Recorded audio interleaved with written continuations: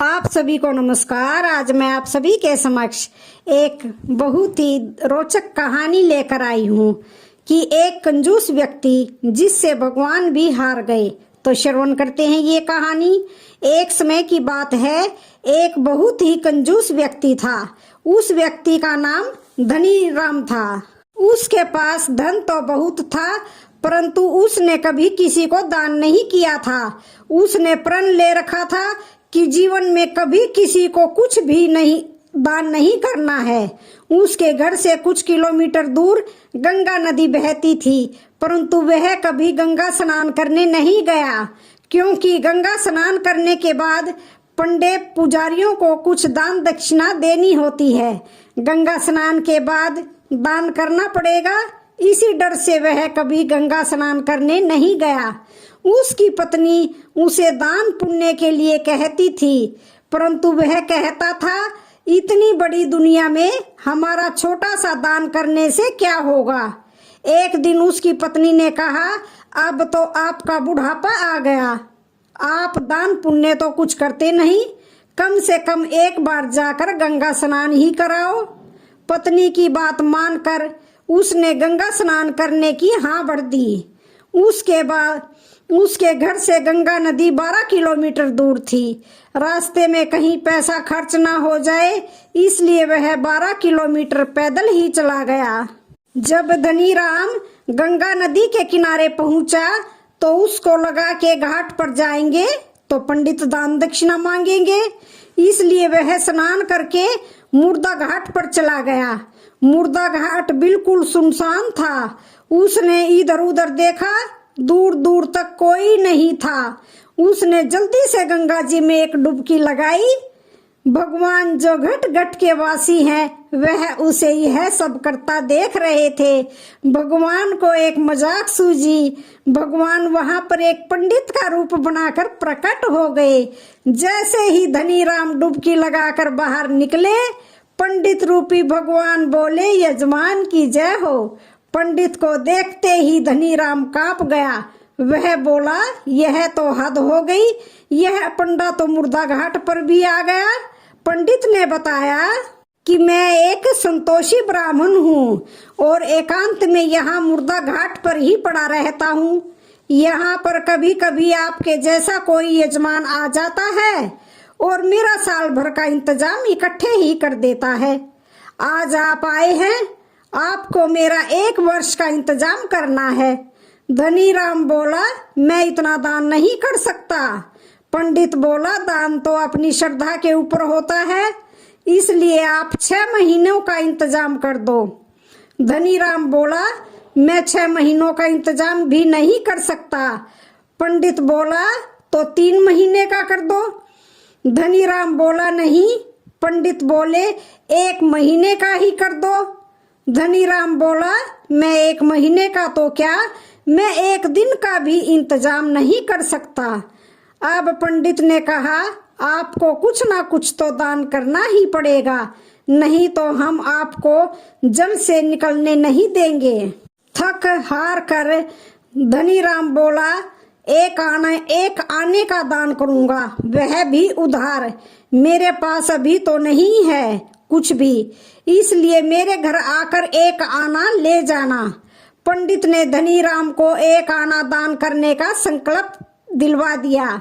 धनी राम ने सोचा, मेरा घर तो यहाँ से 12 किलोमीटर दूर है, यह पंडित 1 आने के लिए इतनी दूर थोड़ी आएगा। इसलिए वह संकल्प लेकर अपने घर आ गया। घर पहुँचते पहुँचते उसको शाम हो गई। वह इतनी दूर चल कर आया था, इसलिए थक गया था। वह सोने ही जा रहा था, तभी उसके दरवाजे पर उस पंडित ने दस्तक दी। पंडित बोले, यजमान की जय हो। धनी राम की पत्नी ने दरवाजा खोला। वह पंडित को देख कर लौटी और धनी राम से पूछा, क्या किसी पंडित को कुछ देने की कह कर आए हो। धनी राम बोला, हाँ, मैंने एक पंडा को 1 आना देने का संकल्प लिया है। पत्नी बोली, वह पंडित जी अपना 1 आना लेने के लिए दरवाजे पर खड़े हैं। धनी राम ने सोचा, वो पंडित एक आने के लिए इतनी दूर आ गया। धनीराम ने पत्नी से कहा, जाकर उस पंडित से कह दो कि यजमान बीमार है, इसलिए 3-4 दिन बाद आए। पत्नी बोली, एक आने की ही तो बात है, दे क्यों नहीं देते? धनीराम बोला, मैं किसी को कुछ नहीं देने वाला, जाकर उससे कह दो कि यजमान बीमार है, इसलिए कुछ दिन बाद आए। पत्नी ने दुखी जैसा मुंह बनाया और पंडित से बोली, महाराज, मेरे पति आज इतनी दूर पैदल चलकर गए थे, इसलिए वे बहुत थक गए हैं और बीमार हैं, इसलिए आप 3-4 दिन बाद आना। पंडित बोला, धन मिले या ना मिले, लेकिन वे हमारे यजमान हैं। यजमान बीमार हैं और पंडा चला जाए, ऐसा नहीं हो सकता। जब तक वह स्वस्थ नहीं हो जाते तब तक हम यहीं रहेंगे। हमारा यहाँ रहने का इंतजाम कर दो। हम यहीं पर प्रसाद बनाएंगे और यहीं पर भजन करेंगे और यहीं पर प्रसाद ग्रहण करेंगे।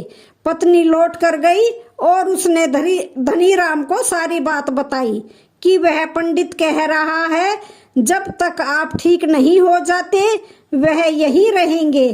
पत्नी बोली, इससे तो अच्छा उन्हें एक आना देकर रवाना करो।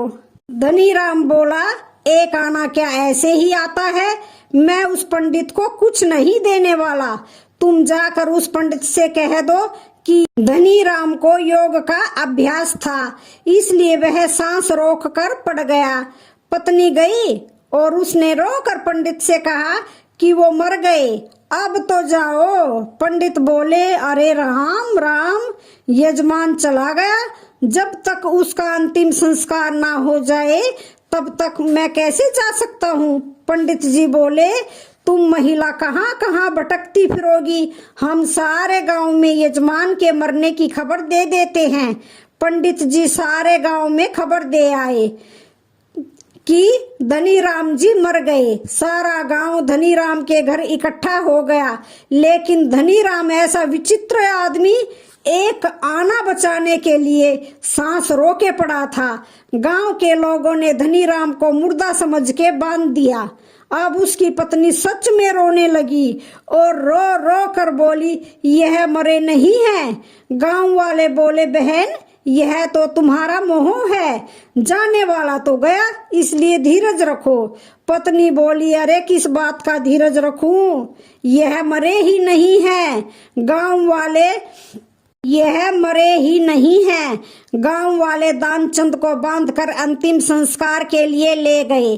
पत्नी बेचारी रोती रह गई, लेकिन वह विचित्र आदमी इतना सब कुछ होने के बाद भी सांसें रोके पड़ा था। सबके साथ पंडित बने भगवान भी उनके पीछे पीछे चल दिए।